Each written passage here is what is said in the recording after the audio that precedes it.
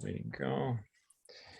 Well, hi, everybody. Welcome to Dr. Kogan's podcast. I'm super excited today to have my good friend, Dr. Inessa Love, who actually comes to us from far away from Hawaii, but Inessa used to live here nearby.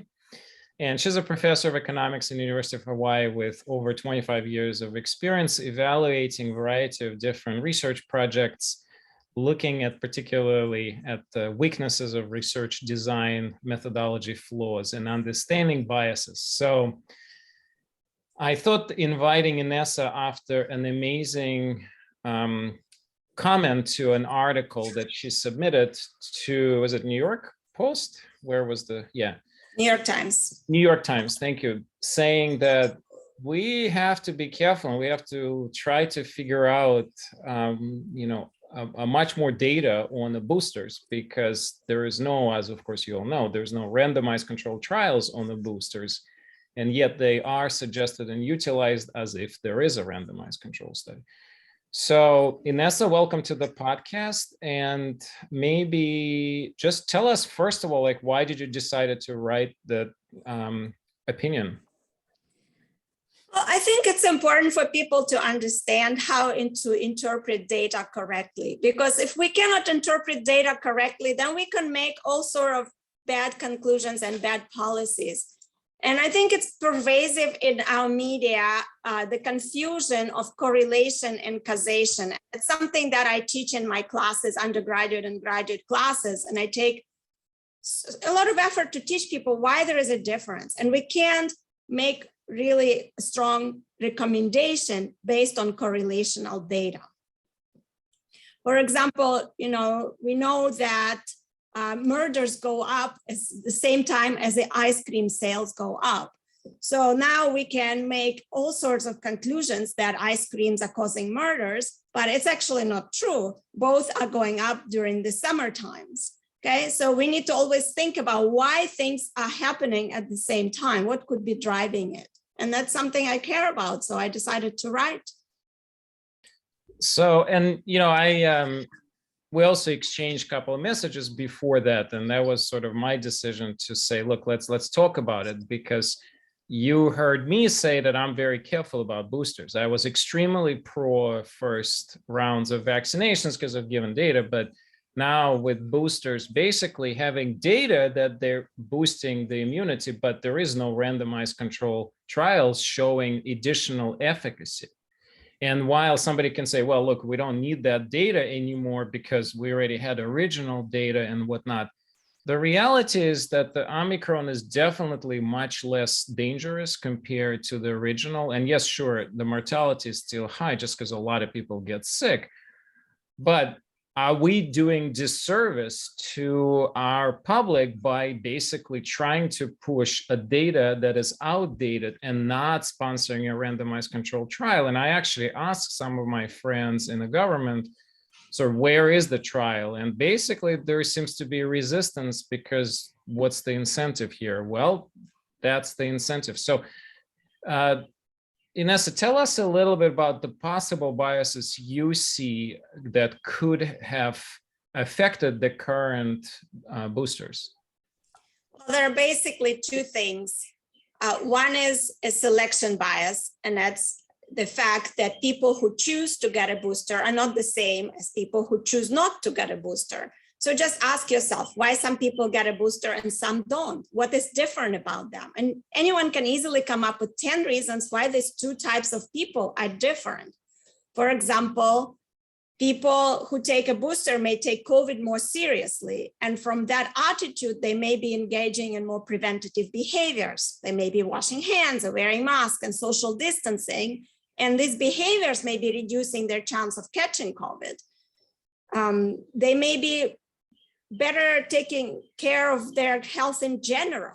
They may be eating better and exercising, meditating, taking supplements, all these other behaviors that could be correlated with the decision to get a booster.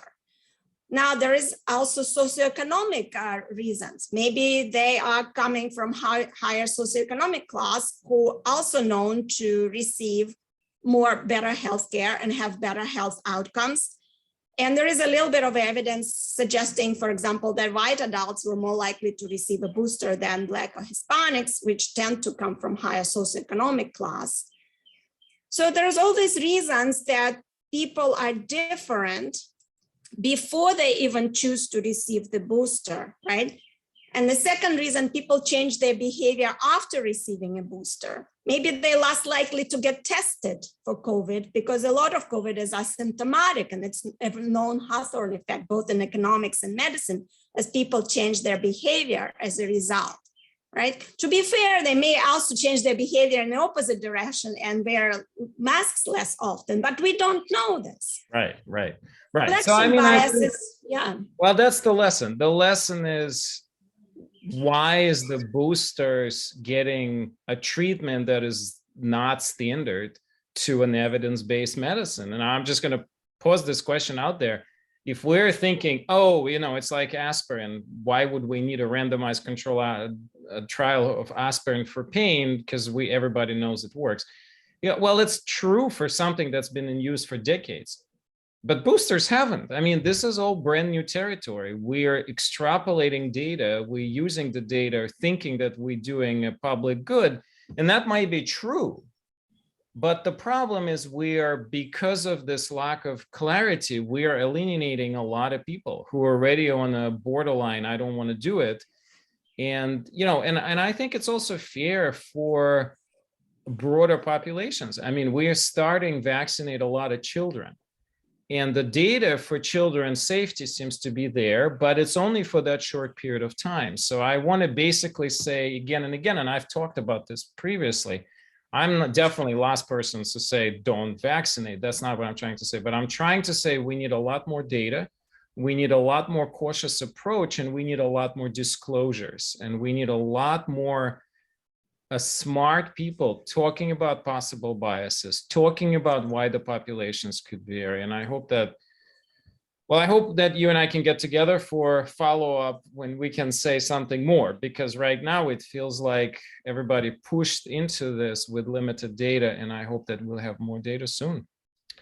Right, but the second thing, of course, in medicine, there is a placebo effect, which is super powerful reaction of our body to taking a sugar pill and people getting better, people reducing pain.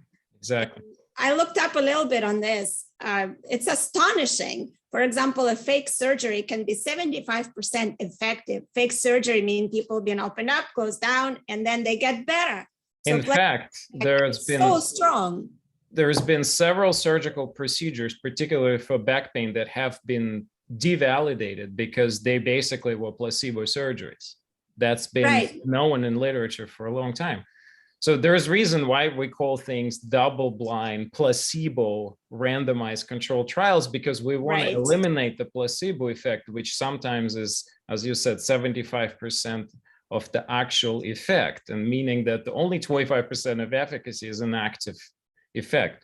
So those things have to be known, but without those particular correctly designed randomized trials, there is no answer to that. Right. It's interesting thing about placebo effect, because of course it's a connection between mind and body connection is very strong and powerful, and we don't fully understand it. Mm-hmm. But people who believe stronger in the effectiveness of medicine will experience stronger placebo effect. Now, back to my earlier comment, ask yourself, who is going to take the booster? People who believe in their effectiveness, right? People who believe in their effectiveness are more likely to receive it, and then it activates the placebo effect much stronger. So the truth is, we don't know what percent of what we observed correlation is there for sure. Right. What percent of that correlation is due to selection? What is due to placebo? And what is due to the actual effect of the shot? And it could, and we don't know how to split up the total effect that we observed. Exactly. Well, it's great. Well, thank you so much. Any last parting thought to our listeners? I think people need to be asking themselves, anytime the correlation is reported, what could be driving it? Why we could observe? Let me show you like a little short graph, if you don't mind. Let me help you with that. Oh, I want to share my screen. Yeah, go ahead.